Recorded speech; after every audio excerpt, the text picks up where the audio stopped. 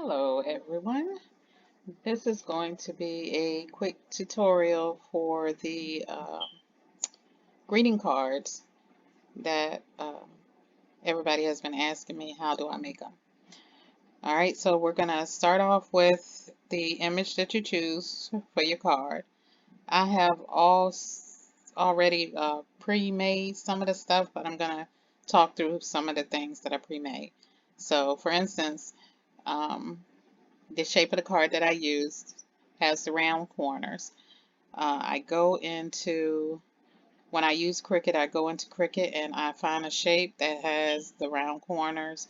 Once I find a shape that has the round corners, I pull it out and then I either find a color background that I like and slice it, or you can go up here to print and cut and you can go into the pattern part and you can choose a pattern background if you want to.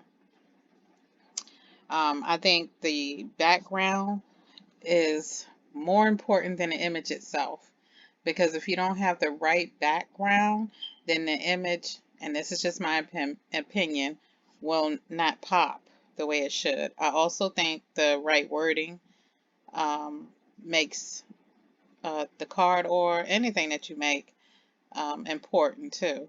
So the words that I'm choosing for this card is "Hey girl, hey."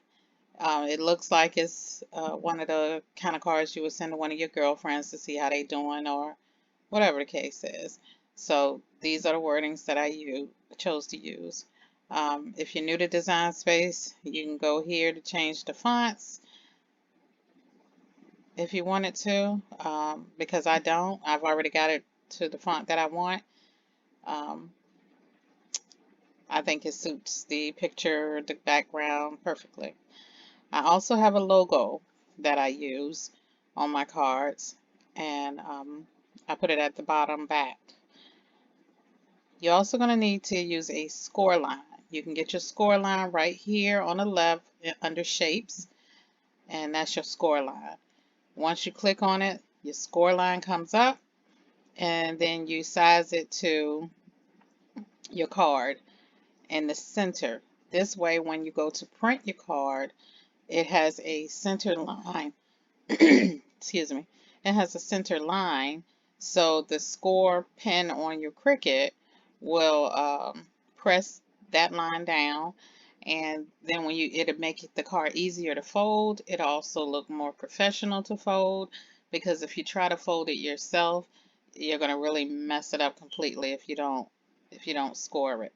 Um, those of you who are not using Cricut, you can get, I think they're called a bone, and then you get a score pad, and you can put your card up there, run the bone across it, and that also gives you a good score on your cards.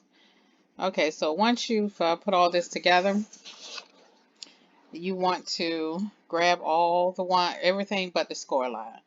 So once you grab everything but the score line, then you go down to the bottom right and flatten it to your card so it will print and not cut.